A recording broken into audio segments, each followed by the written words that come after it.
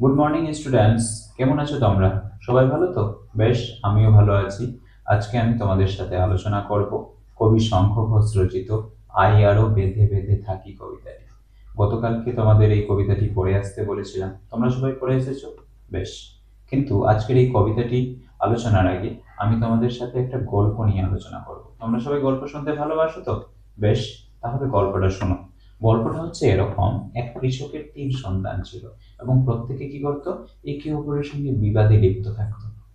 তাদের মধ্যে ঐক্যবদ্ধতা ছিল না। এইরকম পরিস্থিতিতে সেই কৃষক কি করবে বুঝে উঠতে পারছিল না। এইরকম সময়ে এই কৃষক একদিন 3 সন্তানকে ডাকলেন এবং প্রত্যেককে একটা করে লাঠি দিলেন ভাঙার জন্য। এবং প্রত্যেকে কি করেছিল জানো? ও, তোমরা সবাই অনেকেই জানো তাহলে নাকি এই গল্পটা? হ্যাঁ, তো প্রত্যেকেই কি করেছিল, প্রত্যেকেই লাঠিকে ফোটান ফোটান করে ভেঙে ফেলেছিল। হ্যাঁ, কিন্তু কৃষক যখন আহ, প্রত্যেকে একটা করে লাঠি দিয়েছিল এবং প্রত্যেকে ভেঙে ফেলেছিল, এই সময় কৃষক কি করলেন, যে প্রত্যেককে এবারে ওই লাঠিগুলো জোটবদ্ধ ভাবে জোটবদ্ধ করে বেঁধে দিয়ে এবারে ভাঙতে দিলেন। এবারে কেউ কিন্তু ভাঙতে পারেনি। এখান থেকে তারা কি শিখতে পেরেছিল জানো? তারা শিখতে পেরেছিল যে যদি তারাও তাদের জীবনে চলার পথে যদি ঐক্যবদ্ধ ভাবে থাকে, তাদেরকে কেউ পরাস্ত করতে পারবে না। সেরকমই আলোচ্য কবিতার মূল বিষয়বস্তু, আমাদের আলোচ্য কবিতা আয়ারও বেঁধে বেঁধে থাকি কবিতার মূল বিষয়বস্তু কিন্তু একই। তাহলে আমাদেরকে প্রথমত, আচ্ছা আজকে তারিখ কত বলতে পারবে? আজকে তারিখ হচ্ছে 11 তারিখ, 11 মাস, 2025 সাল। শ্রেণী হবে দশম শ্রেণী। দশম শ্রেণী। আচ্ছা, বিষয় হচ্ছে বাংলা। আর আলোচ্য কবিতাটি একক হচ্ছে, মানে আলোচ্য কবিতাটি হচ্ছে আই আরো বেঁধে বেঁধে থাকি। আই আরো বেঁধে বেঁধে থাকি। বেঁধে বেঁধে বেঁধে বেঁধে থাকি আলোচ্য কবিতাটি। আচ্ছা, কবি কে? কবি হচ্ছেন শঙ্খ ঘোষ। তালাবস্য ওয়াক হয়ে যুক্ত হবে, প্রত্যেকে কিন্তু বানান ঠিক রাখবে। শঙ্খ ঘোষ, ঠিক আছে। এবং আলোচ্য কবিতার উৎস কি কেউ বলতে পারবে? হ্যাঁ রাহুল, তুমি ঠিকই বলেছ। আলোচ্য কবিতাটি নেওয়া হয়েছে জলই পাষাণ হয়ে আছে, পাষাণ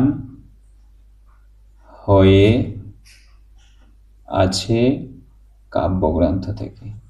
জলই পাষাণ হয়ে আছে কাব্যগ্রন্থ থেকে। তাহলে আলোচ্য কবিতাটি রচনা করেছেন কবি শঙ্খ ঘোষ। আলোচ্য কবিতা আলোচনার আগে আমাদেরকে জানতে হয় কবি পরিচিতি, কেননা সৃষ্টিকে জানার আগে স্রষ্টাকে জানতে হয়, তাই তো? তাহলে কবি শঙ্খ ঘোষ 1932 খ্রিস্টাব্দে অধুনা বাংলাদেশে জন্মগ্রহণ করেছিলেন, ঠিক আছে, এবং মৃত্যুবরণ করেন 2021 সালে। তিনি একাধারে কবি ছিলেন, সাহিত্যিক ছিলেন এবং একজন বিশিষ্ট অধ্যাপকও ছিলেন। তার প্রথম কাব্যগ্রন্থের নাম কি বলো দেখি? তার প্রথম কাব্যগ্রন্থ হচ্ছে, হ্যাঁ, দিনগুলি রাতগুলি। এছাড়া আরো বিভিন্ন কাব্যগ্রন্থ তিনি রচনা করেছেন। পাঁচরে তারের শব্দ, বাবরের প্রার্থনা, আহ তারপরে মুখ ঢেকে যায় বিজ্ঞাপনে, জলই পাষাণ হয়ে আছে, ইত্যাদি। ঠিক আছে, তাহলে এবারে আমরা দেখব আলোচ্য কবিতার প্রথম পরিচ্ছেদ। আলোচ্য কবিতার প্রথম পরিচ্ছেদে আছে: আমাদের ডান পাশে ধস, আমাদের বাঁয়ে গিরিখাত, আমাদের মাথায় বোমারু, পায়ে পায়ে হিমানির বাদ, আমাদের পথ নেই কোনো, আমাদের ঘর গেছে উড়ে। অর্থাৎ আমাদের ডান পাশে ধস। ধস সম্পর্কে জানো? আচ্ছা, ধরে নিলাম এইটা হচ্ছে রাহুল। কে বলো দেখি? রাহুল। হ্যাঁ, কেউ হাসবে না কিন্তু, আমি কিন্তু খুব একটা ভালো ছবি আঁকতে পারি না। তাহলে ঠিক আছে, এই রাহুলের ডান পাশ হচ্ছে এটা, আর বাঁ পাশ হচ্ছে এটা। আর এটা হচ্ছে মাথা, আর এটা হচ্ছে পা। কি বলা হয়েছে এই কবিতায়? যে আহ, আমাদের ডান পাশে ধস। আমাদের ডান পাশে কি আছে? ধস। আচ্ছা, ধস কাকে বলে বলতে পারবে কেউ? হ্যাঁ, ধস হচ্ছে এরকম ব্যাপার যে বিশেষ করে পাহাড়ি অঞ্চলে লক্ষ্য করা যায় যে বিশাল আকার ভূভাগ যখন নিচের দিকে বা পাহাড়ের গা বরাবর নিচের দিকে নেমে আসে, তাকে বলা হয় ধস। আর এই ধসের মধ্যে যদি আমরা পড়ে যাই তাহলে উপর থেকে একেবারে নিচের দিকে নামতে নামতে নিশ্চিহ্ন হয়ে যাব। ঠিক আছে। আর আমাদের বাঁয়ে কি আছে? আমাদের বাঁয়ে আছে গিরিখাত। গিরিখাত শব্দের অর্থ জানো? গিরিখাত হচ্ছে বিশাল আকার গর্ত। বিশাল বিশাল আকার গর্তকে বলা হয়ে থাকে গিরিখাত। আমাদের মাথায় কি আছে? বোমারু। আচ্ছা, বোমারু শব্দের অর্থ জানো? বোমারু শব্দের অর্থ হচ্ছে বম নিক্ষেপক যন্ত্র। লিখে নিবে তোমরা কিন্তু খাতা বের করে। বম নিক্ষেপক যন্ত্র। নিক্ষেপক যন্ত্রকে বলা হয়ে থাকে বোমারু। যেমন এমন একটা বোম নিক্ষেপক যন্ত্রের নাম জানো তোমরা? কামান। হ্যাঁ, ঠিকই বলেছো, কামান হবে এখানে। তো সেই রকম ভাবে তাহলে আমরা কি পাচ্ছি? যে আমাদের ডান পাশে ধস, আমাদের বায়ে গিরিখাত, আমাদের মাথায় বোমারু, আর পায়ে কি আছে? পায়ে পায়ে হিমানির বাঁধ। হিমানির বাঁধ। আচ্ছা, হিমানি কি বলতে পারবে? হিমানি হচ্ছে বরফ। আচ্ছা, বরফের মধ্যে হাঁটা যাবে? প্রচুর ঠান্ডা লাগবে না? হ্যাঁ, অর্থাৎ বরফের মধ্যে দিয়ে হাঁটা অসম্ভব ব্যাপার। তার কারণেই বলছেন কবি। তাহলে আমরা কি বুঝতে পারছি? যে কবি এমন একটা পরিস্থিতির মধ্যে দাঁড়িয়ে আছেন যেখানে আমাদের চারিদিকেই কিন্তু বাধা বিপত্তি, বিপত্তির মধ্যে পড়ে আছে। ঠিক আছে। তো এবং তারপরে কি বলেছেন? যে আমাদের পথ নেই কোনো, আমাদের ঘর গেছে উড়ে। আমাদের পথ নেই কোনো, আমাদের ঘর গেছে উড়ে। পরের পরিচ্ছেদে আমরা পাবো আমাদের শিশুদের সব ছড়ানো রয়েছে কাছে দূরে। আমরাও তবে এই মুহূর্তে এইভাবে মরে যাব নাকি?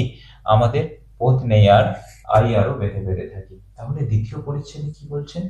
এমন এক পরিস্থিতির মধ্যে কবি পড়েছেন যেখানে এমন একটা পরিস্থিতি তৈরি হয়েছে যেখানে আহ ছোট ছোট শিশুরাও কিন্তু রেহাই পাননি। তাই তো, তাই কবিতায় বলা হয়েছে যে আমাদের শিশুদের সব ছড়ানো রয়েছে কাছে দূরে। আবার কবি এখানে সংশয় প্রকাশ করছেন যে এইভাবে আমাদেরকেও কি মরে যেতে হবে? তখন তিনি আবার একটা কথা বললেন। কি বলেছেন? যে আমাদের পথ নেই আর, আরো বেঁধে বেঁধে থাকি।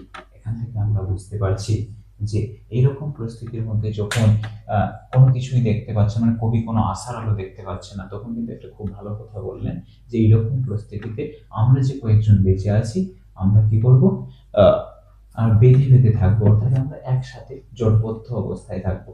তাহলে কি হয়? যে আমরা যখন জোটবদ্ধ অবস্থায় থাকি যে কোনো সমস্যার মোকাবিলা করতে পারি। তাই তো। তাহলে আজকে এতটুকুই। তোমরা খুব ভালো করে পড়ে আসবে। আর আমি যা কিছু বুঝালাম এর পরের দিন কিন্তু আমি প্রশ্ন করব। ঠিক আছে? আর কেউ চেঁচামেচি করবে না। তোমাদের কেমন লেগেছে আমার পড়ানো? ভালো লেগেছে তো? ধন্যবাদ। ঠিক আছে, কেউ চেঁচামেচি করবে না, পরের ক্লাসের পড়া করো। ঠিক আছে।